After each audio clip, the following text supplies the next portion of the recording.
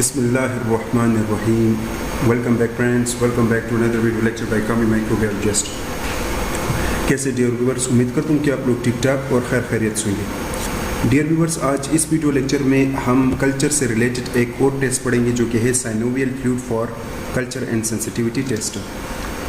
ठीक है dear viewers, अगर आप लोगों को याद होगा तो मैं कल्चर से रिलेटेड काफ़ी वीडियो लेक्चर बना चुका हूँ, जैसे कि ब्लड कल्चर, पस कल्चर, यूरिन कल्चर, ठीक है, प्लूरल कल्चर हो गए। तो बहुत से कल्चर सेंसिटिविटी पर मैं वीडियो बना चुका हूँ मेरे यूट्यूब चैनल पर एक प्लेलिस्ट। तो मेरे यूट्यूब पर एक प्लेलिस्ट होगा कल्चर से रिलेटेड, तो आप वहाँ जाए और वहाँ पर आप देख लेंगे कल्चर से रिलेटेड जितने भी वीडियो मैंने एक्सप्लेन किया तो वो आपको मिल जाएंगे। ठीक है, तो आज इसी वीडियो लेक्चर में हम बात करेंगे synovial fluid for CS।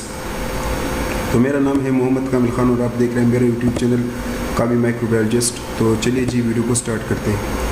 Viewers, सबसे पहले हम बात करेंगे कि साइनोवियल फ्लूइड क्या है, फिर हम देखेंगे कि साइनोवियल फ्लूइड फॉर CS क्या है, साइनोवियल फ्लूइड का कोई फंक्शन होगा तो उसके बारे में हम पढ़ेंगे। ठीक है, उसके बाद डियर व्यूअर्स हम ये देखेंगे कि साइनोवियल फ्लूइड CS हम क्यों करते हैं और कौन से कल्चर मीडिया हम साइनोवियल फ्लूइड के लिए इस्तेमाल करते हैं, रिक्वायरमेंट्स क्या है, इस टेस्ट के प्रोसीजर देखेंगे। फिर हम बात करेंगे कि कौन से कॉमन बैक्टीरिया साइनोवियल फ्लूइड के दौरान आइसोलेट होते हैं।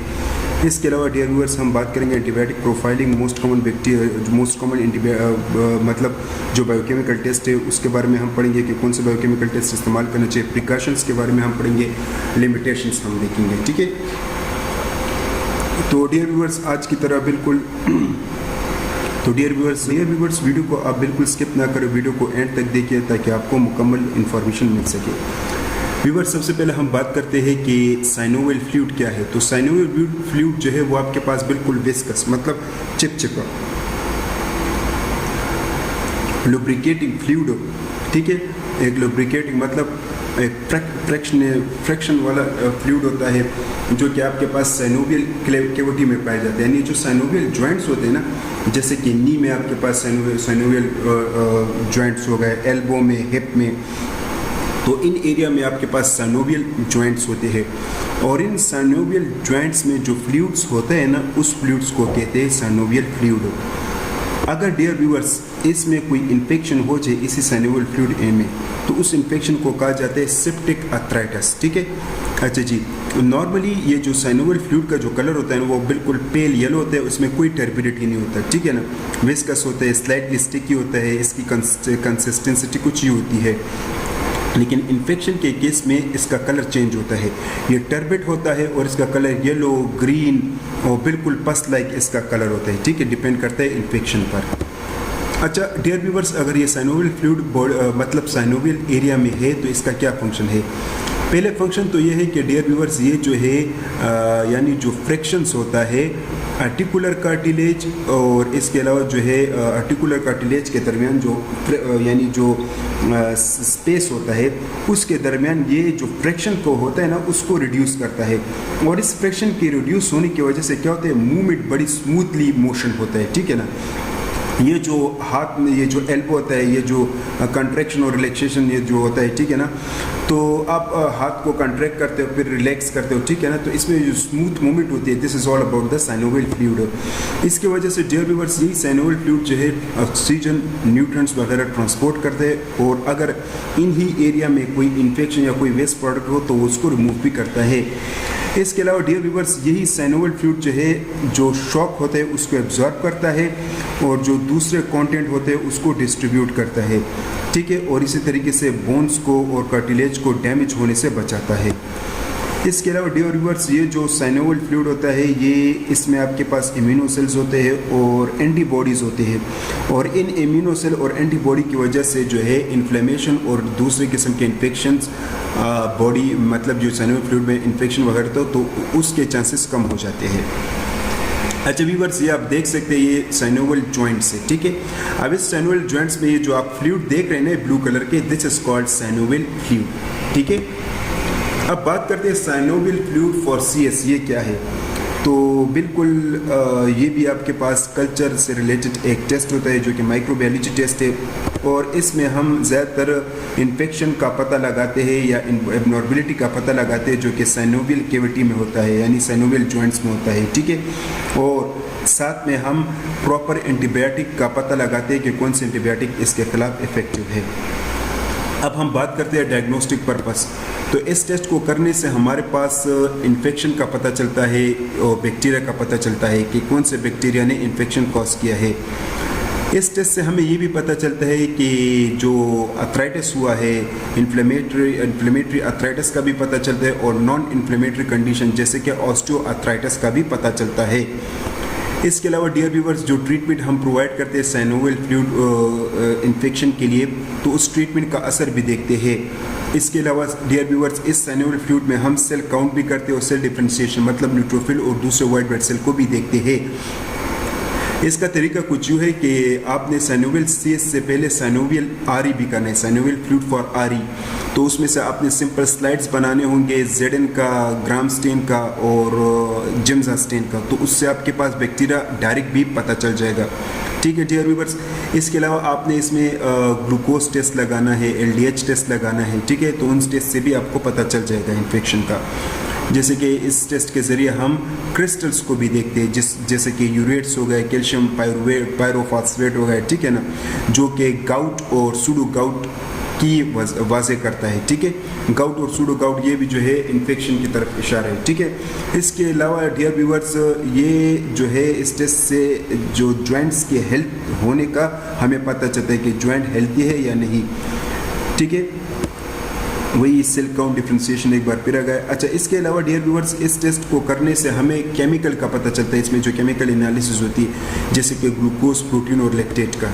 ठीक है, अब हम बात करते हैं कि डियर व्यूअर्स, जब साइनोवियल फ्लूइड फॉर CS हम करते हैं तो इसमें कौन से कॉमन बैक्टीरिया आइसोलेट होते हैं। इसमें बैक्टीरिया जो है वो तकरीबन 50% आते हैं और जो 50 से 40% जो बैक्टीरिया इसमें आते हैं ना, उसको हम कहते हैं MRSA, methicillin resistant staphylococcus aureus, ये बैक्टीरिया आता है। ठीक है, इसके अलावा डियर व्यूअर्स, इसमें स्ट्रेप्टोकोकस 15 से 20% आता है। अच्छा, बात करें अगर हम MRSA, ये क्यों आता है, क्योंकि आपको पता है कि स्टेफ ऑरियस स्किन में होता है, नॉर्मल फ्लोरा है।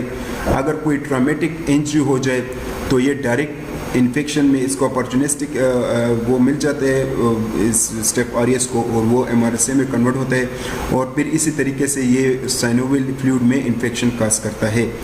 स्ट्रेप्टोकोकस ज़्यादातर बच्चों में आता है। ठीक है डियर व्यूअर्स, और ये एक सिस्टेमिक इन्फेक्शन होता है, तो ये आपके पास 15 से 20% होता है। ग्राम नेगेटिव राट्स भी इसमें होते हैं जैसे कि गुलाई सुडोमोनास एरिजिनोसा, ये 10 से 15% होता है डियर व्यूअर्स, और ये तब आएगा अगर पेशेंट इम्यूनो कम्प्रोमाइज्ड हो। इसके अलावा नाइजोरिया गोनोरिया जो कि बहुत कम आता है, 2 से 5%। ठीक है डियर व्यूअर्स, और ये ज़्यादातर सेक्सुअल इन्फेक्शन, आपको पता है नाइजोरिया गोनोरिया चूँकि सेक्सुअल इन्फेक्शन है, ये गोनोकोकल इन्फेक्शन है, तो उस दौरान इसके आने के चांसेस होते हैं। ठीक है, माइकोबैक्टीरियम ट्यूबरकुलोसिस की बात करें तो ये बहुत कम आता है और ये भी ज़्यादातर इम्यूनो कम्प्रोमाइज पेशेंट में आता है। ठीक है, अच्छा, अब अगर हम बात करें कल्चर मीडिया की, तो इसमें हम ब्लड एगर का इस्तेमाल करते हैं, मेकॉन की। ब्लड एगर जो कि बैक्टीरिया भी हमने जिक्र किया वो तमाम तर बैक्टीरिया पे ग्रो करते हैं, सिवाय माइकोबैक्टीरियम ट्यूबरकुलोसिस के। ठीक है, इसके अलावा डियर व्यूअर्स, इस पर आपके पास मेकॉन की एगर जो है वो specially lactose fermented, non lactose fermented के लिए इस्तेमाल किया जाता है, जिसमें इकोलाई, सुडोमोनास और सुडोमोनास और इकोलाई बड़े आसानी से इस पर ग्रो होता है। इसके अलावा डियर व्यूअर्स, MSA का हम इस्तेमाल करते हैं जो कि सिलेक्टिव मीडिया है स्टेफ ऑरियस के लिए। इसके अलावा चॉकलेट एगर का हम इस्तेमाल करते हैं जिसके ज़रिए हम नॉन फस्टिजियस जिसमें नाइजोरिया गोनोरिया आते हैं उसको भी ग्रो करते हैं। LG मीडिया, अगर माइकोबैक्टीरियम ट्यूबरकुलोसिस को अगर आप आइडेंटिफाई करना चाहते हैं तो आप LG मीडिया का इस्तेमाल करेंगे, लिविस्टन जेंसन। ठीक है, Thayer Martin agar Neisseria gonorrhoeae के लिए यूज़ किया जाता है, तो ये कल्चर मीडिया आपने इस्तेमाल करने होंगे। अब अगर हम बात करें बायोकेमिकल टेस्ट की, तो सबसे पहले आपने ग्राम स्टेनिंग करना है। ग्राम स्टेनिंग के साथ आपने ZN स्टेनिंग भी करना है। चूँकि इसमें TB माइकोबैक्टीरियम ट्यूबरकुलोसिस बहुत कम आता है, तो यहाँ पर मैंने ZN स्टेन नहीं लिखा, लेकिन आप कर सकते हो ताकि कम से कम पता चल जाए। ग्राम स्टेनिंग करना है। ग्राम स्टेनिंग को आपको ग्राम पॉजिटिव ग्राम नेगेटिव का पता चल जाएगा। अगर ग्राम पॉजिटिव कोकाई है तो आपने DNase टेस्ट करना है, कोगुलेस कैटालेस टेस्ट करना है। अगर ग्राम नेगेटिव रॉड्स है तो आपने इंडोल टेस्ट करना है, TSI टेस्ट करना है, ऑक्सीडेस टेस्ट करना है, API टेस्ट करना है, कोगुलेस टेस्ट करना है, API टेस्ट करना है। ठीक है, DNase, कोगुलेस और कैटालेस, इन तीनों टेस्ट को करने से आपको स्ट्रेप्टोकोकस और स्टेफ ऑरियस का पता चल जाएगा। जबकि एंडोल से इकोलाई का पता चल जाएगा, TSS ये भी ग्राम नेगेटिव रॉट्स के लिए किया जाता है, ऑक्सीडेस से नाइजीरिया, गोनोरिया और सुडोमोनास का पता चल जाएगा, ठीक है। API टेस्टिंग ज़्यादातर ग्राम नेगेटिव रॉट्स के लिए किया जाता है। नेक्स्ट हमारे पास है रिक्वायरमेंट्स। अब डियर व्यूअर्स, अगर हमारे पास ये टेस्ट आते हैं, अगर एक टेक्नीशियन इस टेस्ट को करना चाहता है तो उसको क्या रिक्वायर्ड होता है? तो इस टेस्ट को करने के लिए आपको स्पिरिट लैम्प चाहिए, जिसके ज़रिए आप अपना वायर लूप रेड हॉट करेंगे और वायर लूप से आप स्ट्रीकिंग करेंगे। नेक्स्ट हमारे पास इसमें कल्चर मीडिया इस्तेमाल होता है, जो कल्चर मीडिया अभी मैंने जिक्र किया उन कल्चर मीडिया, ठीक है, वो कल्चर मीडिया आपने यूज़ करना है। इसके अलावा हमें इथेनॉल चाहिए, इससे आप जो टॉप एरिया होता है, टॉप सरफेस एरिया, उसको आप साफ़ करेंगे। इसके अलावा डियर व्यूअर्स हमें चाहिए वायर लूप और गॉगल्स और ओवरऑल इनकी ज़रूरत होती है, ठीक है। वायर लूप के ज़रिए आप स्ट्रीकिंग करेंगे और ये जो पर्सनल प्रोटेक्टिव इक्विपमेंट्स होता है ना, इसके ज़रिए आप ख़ुद को बचाएंगे इन्फेक्शन से, ठीक है। इसके अलावा आपको चाहिए इंक्यूबेटर और LFH और आपको चाहिए सिरिंज। इंक्यूबेटर से आप अपने प्लेट को इंक्यूबेट करेंगे ताकि बैक्टीरिया का ग्रोथ आ जाए, क्योंकि 37 डिग्री सेल्सियस प्रोवाइड करता है। इसके अलावा dear viewers LFH clean environment provide करता है, जिसमें जो भी टेस्ट करना है तो LFH में करना ज़रूरी होता है, क्योंकि इससे इन्फेक्शन कंटेमिनेशन के चांसेस बहुत कम हो जाते हैं। इसके अलावा आपको सिरिंज चाहिए 20 cc। तो डियर व्यूअर्स, इस सिरिंज के ज़रिए आप सैंपल को कलेक्ट कर लेंगे, जो साइनोवियल फ्लूइड होगा वो आप इस सिरिंज में कलेक्ट करोगे। इसके अलावा ऑटोक्लेव चाहिए, तो ऑटोक्लेव के ज़रिए आप तमाम तरह जो ग्लासवेयर, मीडिया हो गया, इन सब को आप ऑटोक्लेव करोगे और फिर यूज़ करोगे। अब अगर हम बात करें प्रोसीजर का, तो प्रोसीजर बहुत सिंपल है। सबसे पहले आपने फ्लूइड लेना है स्टेरलाइज सिरिंज में, ठीक है। इसके अलावा फिर आपने क्या करना है, इसको सिलेक्टिव मीडिया पर स्ट्रीक करना है। एक छोटा सा ड्रॉप आपने प्लेस करना है और वायर लूप को रेड हॉट करके आपने बेस बनाना है और फिर क्वाड्रेंट स्ट्रीक करना है, ठीक है। इसके अलावा डियर व्यूअर, जब जैसी स्ट्रीकिंग का प्रोसेस आपके पास कंप्लीट हो जाए तो फिर आपने प्लेट को 24 घंटे या 48 घंटों के लिए इंक्यूबेट करना है और उसमें 24 से 48 घंटे के बाद फिर माइक्रोबियल ग्रोथ आपने देखना है। जैसे ही बैक्टीरिया ग्रोथ आ गया डियर व्यूअर्स, फिर आपने उसको आइडेंटिफाई करना है बायोकेमिकल टेस्ट के ज़रिए। फिर आपने क्या करना है, जैसे बैक्टीरिया का पता चल जाए फिर आपने उसके ऊपर एंटीबायोटिक लगाना है, ठीक है। बैक्टीरिया का लॉन बनाना है MHA मीडिया पर और फिर उसके ऊपर आपने एंटीबायोटिक्स लगाना है। फिर इसके बाद डियर व्यूअर्स, ये जो एंटीबायोटिक आपने लगा दिया, फिर आपने क्या करना है, इस प्लेट को इंक्यूबेट करना है 24 घंटों के लिए, ताकि आपको सेंसिटिव, रेजिस्टेंट और इंटरमीडिएट एंटीबायोटिक का पता चल जाए। फिर आपने रिपोर्ट देना है डियर व्यूअर्स। रिपोर्ट 24 से 48 घंटों के अंदर अंदर आपने दे देना है अगर कोई ग्रोथ नहीं है, अदरवाइज तकरीबन CS में आपके पास 3 या 4 दिन लगते हैं, ठीक है, नॉर्मली इस CS में। अच्छा जी, अब अगर हम बात करें एंटीबायोटिक प्रोफाइलिंग की, तो अगर आपके पास इकोलाई आता है डियर व्यूअर्स, आपने लगाना है ceftriaxone, amikacin, amoxicillin plus clavulanic acid, tazobactam, sulzone, imipenem, ciprofloxacin, fosfomycin and gentamicin. अगर सुडोमोनास है तो फिर आपने लगाना है tazobactam, sulzone, imipenem, meropenem, ciprofloxacin, levofloxacin, polymyxin 20, colistin, ceftazidime, gentamicin. अगर आपके पास स्टेफारियस है तो आपने लगाना है vancomycin, clindamycin, fusidic acid, clarithromycin, linezolid, cefoxitin, tigecycline, ciprofloxacin, oxycycline, amikacin, moxifloxacin. अगर स्ट्रेप्टोकोकस है तो फिर आपने लगाना है amoxicillin, erythromycin, clindamycin, doxycycline, लेंजोलेट, vancomycin. अगर नाइजीरिया गोनोरिया आता है तो फिर आपने लगाना है सेफ्ट्राक्सोन, सिफोटाक्सैम, सिफिक्सैम, एजिथ्रोमाइसिन, एम्पेसिलिन और मॉक्सीफ्लॉक्सासिन।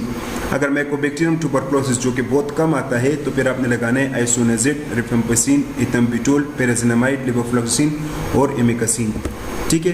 तो ये एंटीबायोटिक लगाने 24 घंटों के बाद फिर आपने सेंसिटिविटी देखना है। अच्छा डियर व्यूअर्स, ये बड़े बड़े जोन आपको दिखाई दे रहे हैं, ये वाला, ये these are called sensitive antibiotic, ठीक है। अब ये जोन हो गया और ये थोड़े से छोटे हैं, इसको कहते हैं इंटरमीडिएट जोन। अच्छा ये होगा, ये इसके इर्द गिर्द कोई जोन नहीं है, या एक बहुत छोटे छोटे जोन है, ये आप देख रहे हैं, इसको कहते हैं रेजिस्टेंट, ठीक है। तो कुछ इसी तरीके से आपने रिजल्ट देना है। अच्छा ये हर साल हर साल यानी एयर ये चेंज होता है, ये जो एंटीबायोटिक की जो प्रोफाइलिंग होती है ना, ये चेंज होता रहता है। बाज़-औक़ात 16% सेंसिटिव होता है, बाज़-औक़ात 17% सेंसिटिव होता है, ठीक है ना। कुछ ऐसे एंटीबायोटिक जैसे कि कोलिस्टीन, कोलमिक्सिन, ये 12% सेंसिटिव होते हैं, ठीक है ना। तो थोड़ा बहुत आपने इनका ख्याल रखना है। प्रिकॉशन की अगर हम बात करें तो आपने जो सिरिंज में सैंपल लेना है ना, तो वो कम से कम 20 सीसी मॉर्निंग टाइम, क्योंकि मॉर्निंग टाइम पर इन्फेक्शन पीक पर होता है। जब कभी आप सैम्पलिंग करेंगे ना, तो कोशिश करें कि उस एरिया को आपने इथेनॉल से साफ़ करना है या स्पिरिट वगैरह से, ताकि कोई वायरस का कोई बैक्टीरिया इसमें ना आ जाए। फिर आपने सैम्पलिंग लेना है, ठीक है। इसके अलावा डियर व्यूअर्स, जहाँ पर आप काम करते हो तो वर्किंग एरिया जो होगा वो आपने साफ़ करना होगा बिफोर एंड आफ्टर यूज़। फिर उसके बाद आपने सैंपल को 1 या 2 घंटे के अंदर अंदर आपने प्रोसेस करना होगा, वरना इसमें बैक्टीरिया आ जाएगा और ग्रोथ हो जाएगा, या इसमें बैक्टीरिया मर जाएंगे, ऐसे भी हो सकता है, ठीक है। जिसकी वजह से एक फॉल्स पॉजिटिव और फॉल्स नेगेटिव रिपोर्ट चला जा सकता है। अगर आप सैंपल प्रोसेस नहीं करना चाहते तो इसको रेफ्रिजरेटर में रख लो। इससे क्या होगा कि जो बैक्टीरिया होगा उसका ग्रोथ स्लो डाउन हो जाएगा, ठीक है। इसके अलावा डियर व्यूअर्स, आपने क्वालिटी कंट्रोल लाजमी लगाना है। इससे क्या होगा, इससे आपको हैंडलिंग और इन सब का पता चल जाएगा। क्वालिटी कंट्रोल में एक आपने बैक्टीरियल ग्रोथ लगाना है और एक सिंपली जो बैक्टीरिया ग्रोथ नहीं है आपने वो लगाना है, और एक आपका स्पेसिमेन होगा वो आपने स्ट्रीक करना है, ठीक है। अच्छा, बैक्टीरिया की आइडेंटिफिकेशन के लिए ग्राम स्टेनिंग और बायोकेमिकल टेस्ट लाजमी है। इसके अलावा अगर एंटीबायोटिक प्रोफाइलिंग पे जो जोन आते हैं उसको आपने CSI गाइडलाइन के मुताबिक देखना है। इसके अलावा डियर व्यूअर्स, आपने पेशेंट को गाइड करना होगा ताकि 1 हफ्ते पहले वो किसी किस्म के एंटीबायोटिक का यूज़ ना करें। इसके अलावा डियर व्यूअर्स, आपने मतलब जो दूसरे बैक्टीरिया फंजाई अगर इसके ऊपर आते हैं तो आपने क्या करना है, पेशेंट को गाइड करना है कि अगर ये जो बैक्टीरिया हमने पढ़ा, अगर इसके अलावा कोई और बैक्टीरिया या फंजाई आता है तो आपने इसको कंटेमिनेशन समझकर इग्नोर करना है। इसके अलावा डियर व्यूअर्स, एज और सेक्स का पूछना भी ज़रूरी होता है हिस्ट्री वगैरह लेने के दौरान, ठीक है। अगर कोई शादीशुदा हो और उसमें नज़ीर गोनोरिया आता है तो फिर आपको पता चल जाएगा कि यार नज़ीर गोनोरिया तो ज़ाहिर बात है कोई सेक्सुअल इन्फेक्शन के दौरान आ जाता है, ठीक है ना। अगर बच्चा है तो ज़ाहिर बात है आपको इससे भी पता चल जाएगा कि यार ये तो स्ट्रेप्टोकोकस हो सकता है। तो हिस्ट्री लेने से आपको काफ़ी मदद हो सकती है CS में। लिमिटेशन जो गलतियाँ ज़्यादातर CS में आती है, पहली बात तो ये कि डियर व्यूअर्स, सैनुअल फ्लूइड सैंपल जब कभी आप कलेक्ट करेंगे तो पेशेंट इस दौरान बहुत अनकम्फर्टेबल फील करता है। इसके अलावा डियर व्यूअर्स, इसमें हमारे पास स्किन का नॉर्मल फ्लोरा ऐड हो जाता है जब सैम्पलिंग हम करते हैं, और जब इसमें कोई ग्रोथ आते हैं तो वो नॉर्मल फ्लोरा का ग्रोथ होता है और फिर एक गलत फॉल्स पॉजिटिव रिपोर्ट जनरेट हो जाता है। इसका आपने बहुत ज़्यादा ख्याल रखना है। इसलिए ज़रूरी है कि जो स्किन एरिया होता है उसको आपने सबसे पहले साफ़ करना है, इथेनॉल या स्पिरिट या कोई भी एंटीसेप्टिक से, फिर आपने सैंपल लेना है, ठीक है। नेक्स्ट डियर व्यूअर्स, बाज़ औक़ात पेशेंट को तकलीफ़ होती है तो वो एंटीबायोटिक का इस्तेमाल करता है, और जब वो CS देता है ना तो उस क्या होता है कि बैक्टीरिया ग्रो नहीं करता, क्योंकि बैक्टीरिया एंटीबायोटिक की वजह से सप्रेस हो जाती है उसकी ग्रोथ, लेकिन फिर भी बैक्टीरिया मौजूद होता है, तो इसकी वजह से फॉल्स नेगेटिव रिपोर्ट जनरेट होता है। इसके अलावा डियर व्यूअर्स, आपने 24-72 घंटे, ये जो CS होता है ना, ये बहुत ज़्यादा टाइम लेता है, 4 दिन लेता है, तो ये जो है 48 घंटे भी लेता है, ठीक है ना, 24 घंटे भी लेता है, तो ये एक टाइम कंज्यूमिंग टेस्ट है। इसके अलावा डियर व्यूअर्स, इस CS के दौरान क्या होता है कि आपके पास चूँकि इस सैनुअल फ्लूइड में एंटीबॉडीज़, ग्लूकोज और दूसरे इनहिबिटर्स होते हैं, जिसकी वजह से बैक्टीरिया की ग्रोथ क्या हो जाते हैं, वो स्टॉप हो जाते हैं, ठीक है ना डियर व्यूअर्स। और इसकी वजह से क्या होता है, आपके रिजल्ट के एक्यूरेसी में फ़र्क पड़ता है। तो this is all about synovial fluid for CS। बहुत बहुत शुक्रिया डियर व्यूअर्स देखने के लिए। अगर वीडियो पसंद आई है तो उसको ज़रूर लाइक कीजिएगा, हमारी वीडियो को अपने दोस्तों के साथ लाजमी शेयर कीजिएगा, और चैनल को सब्सक्राइब कीजिएगा ताकि आपको बेहतर से बेहतर वीडियो की अपडेट मिल सके। तब तक के लिए इतना ही, अपना ख्याल रखिएगा। अल्लाह हाफ़िज़।